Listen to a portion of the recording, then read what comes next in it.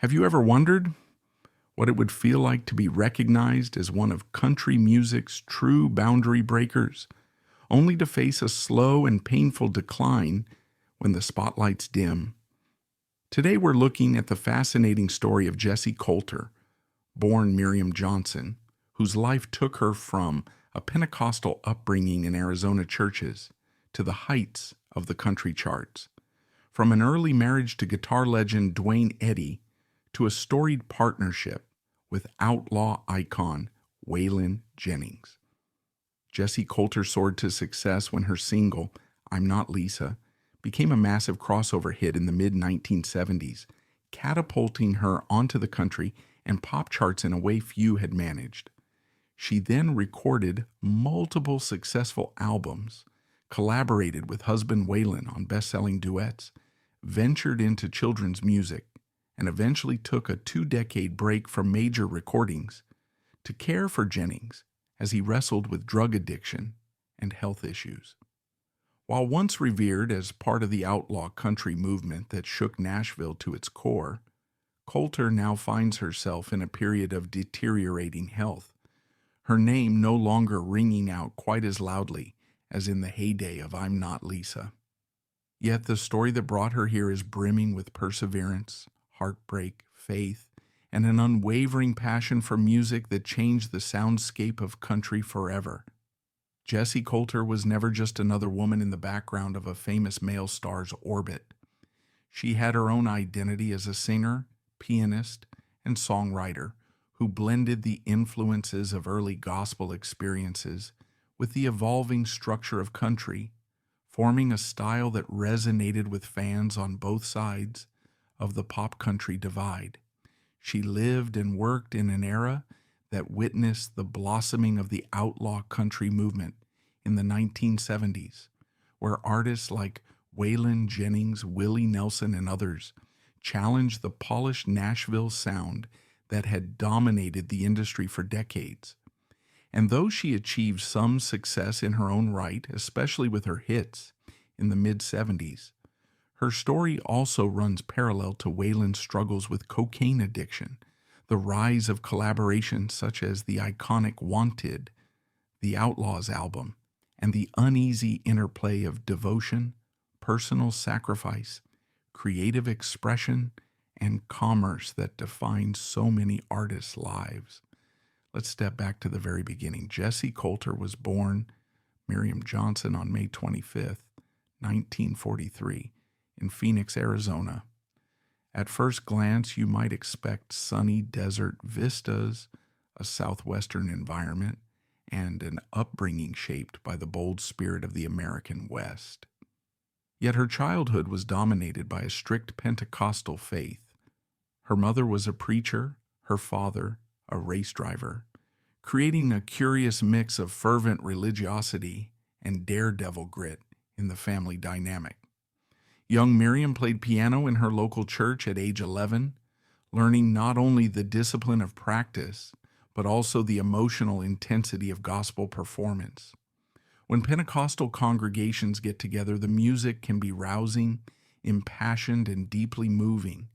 And it would be no surprise that those early experiences shaped the heartfelt approach to melody and lyric that Jessi Colter would later bring to the country scene. After graduating from Mesa High School in 1961, she found herself singing in Phoenix area clubs. Local performance was, for many aspiring artists, a path toward bigger opportunities, the place where you polish your craft and gain enough regional notoriety to attract labels or agents from Los Angeles or Nashville. In that same year, 1961, she married guitarist Dwayne Eddy and was still known by her real name, Miriam Johnson.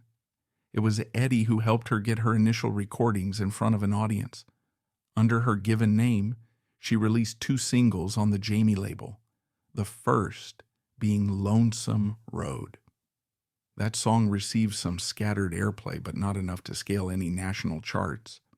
When the follow-up single didn't even manage to generate regional interest, Miriam, who had not yet adopted the Jessi Colter stage name, took a step back from recording for nearly a decade. She remained active musically by touring with Eddie, but found the impetus to carve a distinct identity in the industry somewhat elusive. In 1968, her marriage to Eddie ended, prompting significant change. The next year, she met Waylon Jennings. Jennings, who was himself navigating the complicated transition from mainstream country performer to rebellious pioneer, quickly recognized that Miriam Johnson had a distinctive gift as a songwriter and performer. It was Jennings's guidance and clout in the Nashville scene that allowed her to secure a contract with RCA Victor, the label he was associated with at that time. Now known as Jessi Colter, her very first record, Lonesome Road, had been produced years earlier by Duane Eddy but had failed to gain traction. She attempted a fresh start, even re-recording material. On March 25, 1970, she performed keyboards for Jennings on the Johnny Cash Show, giving her a chance to appear on a national television stage. Cash's show, with its broad audience, was a coveted opportunity for any rising performer in the early 1970s. Later, she released her debut album for RCA called A Country Star Is Born, co-produced by Waylon Jennings and Chet Atkins, two towering figures in country music for entirely different reasons. This debut album did not, however, fare well commercially, and it didn't make waves in the country market. The 1970s were a tumultuous time in Nashville, with the polished, strings-laden countrypolitan style still favored by mainstream producers. Meanwhile, a groundswell of frustration among artists like Jennings, who wanted more creative control, was laying the foundation for the Outlaw movement. Jessi's record, overshadowed by bigger marketing campaigns for more established artists, got lost in the shuffle. She left RCA soon after. One tidbit from this period: she was featured on several of Jennings's album covers, a subtle hint to fans about her presence in the Outlaw family. It wasn't until 1975 that Jessi Colter truly burst onto the public's consciousness. She signed with Capitol Records and released her debut single on that label, I'm Not Lisa. The effect was explosive. The song soared to #1 on Billboard's country chart and hit #4 on the Billboard pop chart, making it an across-the-board smash. Already you can sense something unique about her artistry, strong enough to appeal to mainstream country audiences, yet melodic and direct enough to resonate with pop listeners too. In the mid-1970s, that kind of crossover success was precious. It meant bigger radio rotation, more invitations to appear on national TV, and a chance to build a wide multi-genre fan base. From that same period came her album I'm Jessi Colter, 1975, which climbed to #1 on the Cashbox Top Country Albums chart, landed at #4 on the Billboard Country Albums chart, and reached #50 on the Billboard 200 Pop Albums. Those were major achievements for a female country artist at a time when the chart landscape tended to be dominated by men. Consider that in 1975, Dolly Parton was also starting her transition from pure country star to something bigger and more pop-oriented. You had Loretta Lynn still riding her wave of hits and Tammy Wynette continuing to be a household name.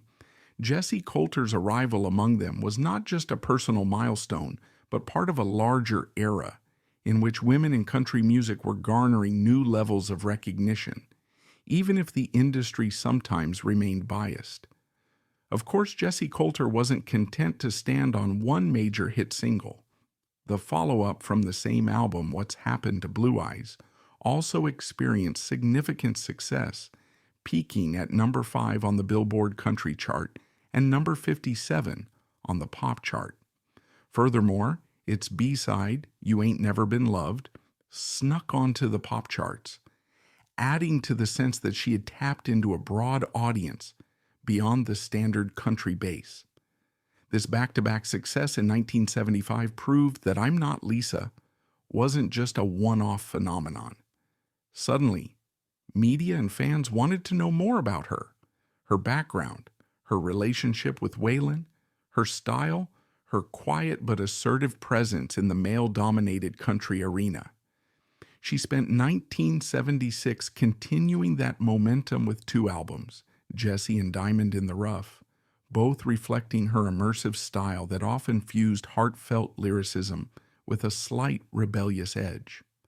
In 1977 came Miriam, a subtle nod to her real name, perhaps indicating that she was still grappling with balancing her public identity as Jessi Colter with the private woman behind the stage persona. Then, 1978's That's the Way, A Cowboy Rocks and Rolls, contributed to her discography, further establishing her as more than just Waylon Jennings' wife or the singer behind I'm Not Lisa. Each release tried to capture the shifting vibes of the late 1970s, a time when outlaw country had become a commercial force. Willie Nelson and Waylon Jennings had soared to new popularity with The Wanted, the Outlaws compilation in 1976, a record that also included Jessi Colter and Tom Paul Glaser. That album was significant because it was the first country album to be certified platinum, and Jessi was at the center of that phenomenon, bridging the gap between rebellious outlaw music and melodic, radio-friendly country. In 1981, Jessi Colter and Waylon Jennings released a duet album titled Leather and Lace. The record went gold, marking another important career milestone. Significantly, this was her second RIAA certified album. Two singles from Leather and Lace, Storms Never Last, written by Colter herself, and The Wild Side of Life, It Wasn't God Who Made Honky Tonk Angels. Both became major hits on the Billboard country chart. The backstory behind Storms Never Last is especially interesting. Jessi had penned it earlier, and the song had become something of a statement about resilience, hardships, and forging ahead. Having it become a success as part of a duet with Waylon underscored the synergy they shared. Personally, musically, and thematically, Stevie Nicks famously wrote the title track, Leather and Lace, for Jessi Colter and Waylon Jennings. But the rumor mill got wind that Colter and Jennings might be divorcing. Alarmed that her composition might get caught in a swirl of complications, Nicks went ahead and recorded her own version as a duet with Don Henley. That single soared to number 6 on the pop chart in 1981, an interesting chapter in the cross-pollination between the West Coast rock scene and the country outlaw movement. These tangled relationships highlight the openness of the early 1980s music business, where country stars, classic rockers, and pop sensations occasionally converged on the same songs. Also in 1981, Jessi Colter released her last studio album for Capitol Ridin' Shotgun, which yielded her final charting single on the country charts, Holdin' On. Although the label had carried her to stardom in the mid-70s, a new decade meant shifting marketing strategies, changing public tastes, and the rise of a new wave of pop country acts. Gradually, Colter's momentum began to slow. She tried to keep things going, releasing a 1984 album on the Triad label called Rock and Roll Lullaby, produced by Chips Moman, but it didn't significantly restore her presence on the charts. Perhaps the biggest reason for the decline in her chart success was personal, as Waylon Jennings' struggles with drug addiction and other health issues intensified. Jessi chose to step away from her own musical pursuits to care for him. The 1980s saw Jennings wrestling with cocaine abuse, weight problems, and a lifestyle that took a serious toll on his body. Jessi's devotion to her husband meant that she was on the front lines of nursing him, supporting him, and doing whatever she could to facilitate his path to recovery. For a time, that overshadowed any impetus to record. Moreover, the mainstream country landscape in the 1980s was changing, pivoting towards the urban cowboy style that overshadowed many of the older Outlaw era voices. Artists like Alabama, George Strait, and Reba McEntire were ascending, while icons from the 1970s either adapted or found themselves out of step with the new radio environment. Yet Jessi Colter never completely disappeared. In the early 1990s, she delved into a project far removed from the Outlaw persona, children's music. Jessi Colter sings just for kids. Songs from around the world emerged in early 1996, featuring appearances from Jennings, who recited some of his poetry for the accompanying video. It was an unexpected but charming twist, reminding the world that even rebel icons have gentle sides, families to nurture, and a desire to create art for all ages. In 2000, Colter participated in Waylon Jennings' live album, Never Say Die, recorded at Nashville's Ryman Auditorium, a legendary stage. This live set would become one of Jennings' final major recordings, as he passed away in 2002 at age 64, leaving Jessi Colter widowed after decades of marriage. The outlaw country world mourned, and so did mainstream audiences who recognized the debt country music owed Jennings' rebellious spirit. For Jessi, it was a bittersweet final chapter to a union that had survived near divorces, addiction, and the swirling pressures of show business. By 2006, Jessi had gone nearly 20 years without releasing a mainstream studio album. That year, she surfaced again with Out of the Ashes, On the Shout, Factory Label, a title that practically served as a statement of personal resurrection. Reviewers, including AllMusic, gave it glowing marks, awarding 4 out of 5 stars. Critics praised her evocative voice, which still carried the earnestness of her earlier gospel roots, now seasoned with a lifetime's worth of experiences. Fans who'd stuck with her since the 1970s found themselves moved by her willingness to keep recording in the face of personal challenges, her voice a testament to survival. Out of the Ashes even reappeared on the top country albums chart, peaking at number 61, a remarkable achievement given the long gap and the changing tides in the genre. The following year, in 2007, she recorded a duet version of I'm Not Lisa with Deana Carter for Carter's album The Chain. It was symbolic. Carter was herself part of a new generation that had come up in the 1990s, and bridging that generational gap with a re-recording of Colter's biggest hit underscored the respect that younger country artists had for Jessi's pioneering crossover success. Another highlight came in 2017 when Colter contributed guest vocals alongside Jan Howard on Jeannie Seeley's album Written in Song. The track, We're Still Hanging in There, Ain't We Jessi, cheekily references how few women in country music had managed to sustain successful marriages or maintain longevity in an industry that often discards older talent. Also in 2017, Jessi Colter released the Psalms, produced by Lenny Kaye, featuring some of her favorite passages from the biblical book of Psalms put to music. It was a personal, faith-driven project that harkened back to her Pentecostal roots. Critics and fans alike recognized it as more than just a casual gospel record.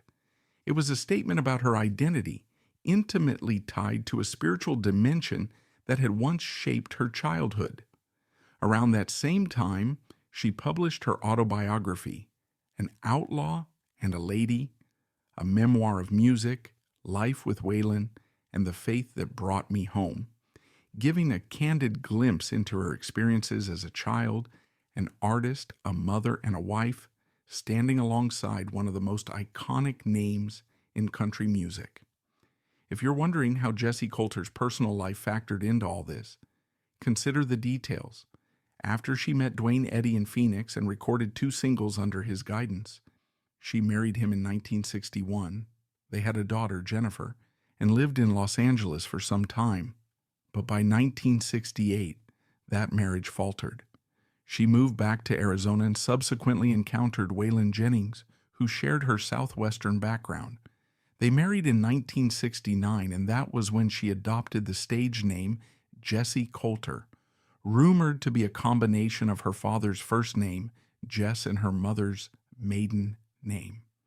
She and Jennings had one son, Waylon Albright Shooter Jennings, who would grow up to pursue his own musical career.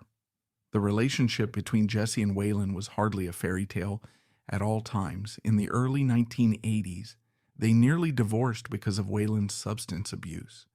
Yet they eventually reconciled, and she remained by his side until his death in 2002.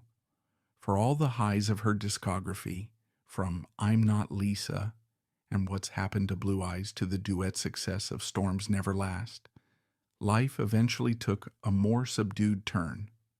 As the 1980s gave way to the 1990s, mainstream country radio turned its gaze to younger stars. Her role as caretaker for Jennings took precedence, and her own health, by many accounts, began to show strain after years of intense emotional and physical demands. The 21st century offered a glimmering return with the Out of the Ashes, but that momentum didn't vault her back into the same level of visibility she'd enjoyed in the 1970s. Times had changed. Fans from earlier eras remained loyal, but the new wave of country enthusiasts, reared on pop country crossovers or bro country anthems, might not have recognized just how integral Jessi Colter was to shaping a more authentic, rebellious side of the genre. Throughout the rest of the 1970s, especially during the Wanted, the Outlaws era, Jessi remained a vital presence, not just as the token female figure, but as an artist whose own recordings commanded respect. Her subsequent works, like Jessi, Diamond in the Rough, Miriam, and That's the Way a Cowboy Rocks and Rolls, demonstrate that she was never content to rehash the same formula that brought initial stardom. Even if none of those albums eclipsed the success of her debut for Capitol, they each told a piece of her creative journey and deepened her credentials among connoisseurs of the outlaw style. When her chart presence diminished in the 1980s, she channeled her energies into a variety of projects, from the children's album to the caretaker role that overshadowed her commercial prospects. That caretaker role speaks to an unwavering devotion, a dedication that sometimes overshadowed her own career but preserved Waylon's life and stabilized him, at least for a time. The duo's enduring marriage, despite near collapses, testifies to the complexities of love in the high-pressure entertainment world. They defied the typical quick divorces, forging a bond strong enough to see them through substance issues, financial anxieties, and the tectonic shifts in the music business.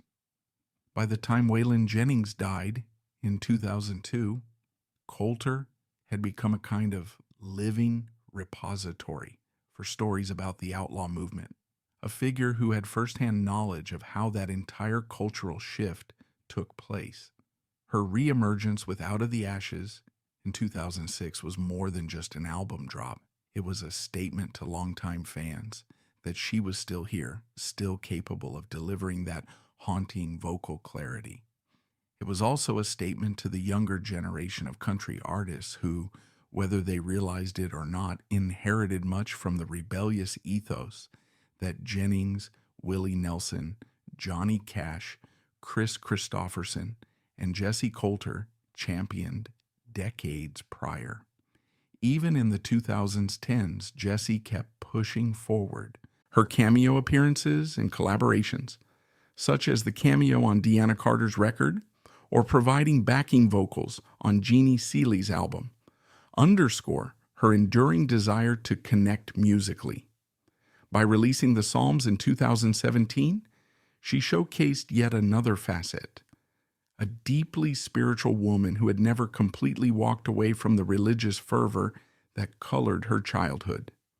Critics and fans might label it gospel, But from Jessi's perspective, it was something more intimate and personal. That same year, she put out her tell-all memoir, An Outlaw and a Lady, which in many ways was the culmination of a life lived at the intersection of faith, artistry, heartbreak, and devotion. She recounted her earliest memories of church music, the warmth and friction of life on the road, the heartbreaks that come from losing loved ones, especially Waylon, and how her faith underpinned everything, even during the darkest times. What's particularly moving about Jessi Colter's trajectory is how quietly she balanced her own star potential with the needs of her husband, her family, and the constraints of an industry that often undervalued female autonomy. She never completely lost her impetus to make music, as evidenced by occasional releases and comeback attempts. Yet the realities of the business, combined with personal sacrifices, meant that her discography is less voluminous than many of her contemporaries. Nevertheless, those who truly appreciate the craft of songwriting and the emotive capacity of country vocals frequently praise Jessi Colter's best works as among the era's standouts. One can only imagine how different things might have been if she had followed the early success of I'm Not Lisa with an unbroken chain of commercial triumphs, or if she had not stepped away so frequently to care for Waylon. But regrets, if any, rarely color her interviews and public statements. She has always spoken of her path in terms of faith, unconditional love, and acceptance that life's twists and turns don't always align with career ambition. Instead, she found ways to let each experience, good or bad, shape her creative output, from her early gospel influences to her 1970s rebellious stance to her 2000 spiritual reawakening. It's poignant to consider that in the country music pantheon, Jessi Colter remains overshadowed by the giant shadow cast by Waylon Jennings. Yet if you look closely at her discography and remember how audiences reacted to what's happened to Blue Eyes or Storms Never Last, you realize she was more than a side note. She was a star in her own right. Contemporary country artists could learn a lot from the raw sincerity of her vocal style, which blends a bit of soulful gospel with melodic clarity and just the faintest outlaw edge. And so we arrive at the bittersweet possibility that her health is waning, marking a gentle close to an extraordinary life lived in music's crucible. For those of us who admire her pioneering spirit, it's a reminder to rediscover tracks like Diamond in the Rough, Miriam, or That's the Way a Cowboy Rocks and Rolls. In them, you might hear glimpses of a woman who never conformed to rigid Nashville standards, who glided with ease from a Pentecostal church bench to the smoky barrooms of the Outlaw circuit, forging a singular identity that defied expectations. We can only hope that her final years bring her a measure of peace, and that renewed attention might be cast on her recordings, particularly the ones that often get overshadowed by the unstoppable juggernaut that was Waylon. And we might also reflect on the nature of fame and the delicate balance that artists walk between building their own legacy and supporting the ones they love. Jessi Colter's life story demonstrates that it's possible to do both, but sacrifices are inevitable. As you reflect on her journey, consider exploring some of her deeper cuts or reading her memoir, An Outlaw and a Lady, for a first-hand account of everything from the Arizona desert to the highest echelons of country stardom. You might also appreciate the historical context. The 1970s were a time when mainstream country was at a crossroads, seeking to hold on to tradition, while various forces, like the outlaw movement and pop crossover experiments, prodded it to evolve. Jessi Colter was right there, bridging the soulful twang of old-school country with the willingness to break rules championed by her peers. If Jessi's health has grown frail, we shouldn't overlook her monumental contributions and the sincerity of her music.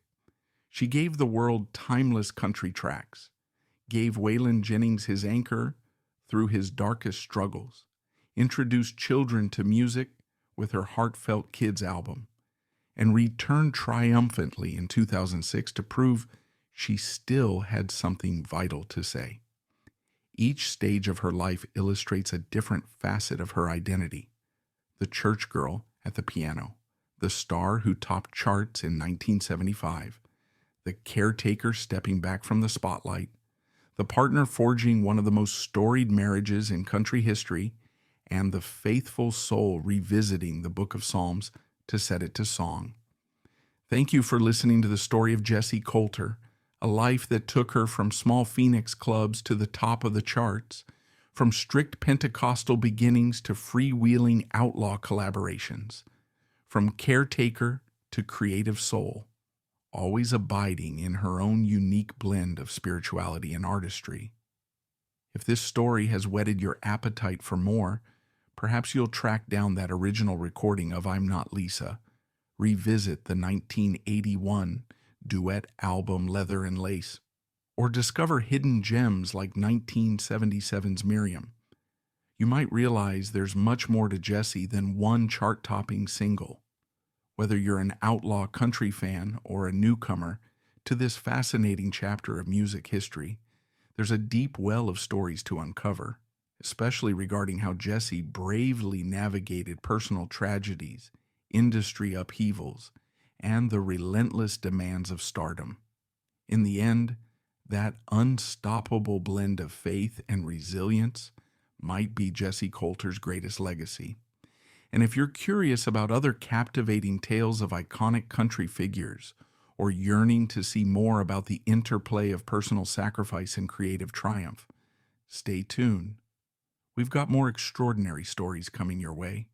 Stories that peel back the layers of music legends and remind us all that behind the twain and the stage lights lie real lives brimming with hope, heartbreak, and a willingness to keep on singing.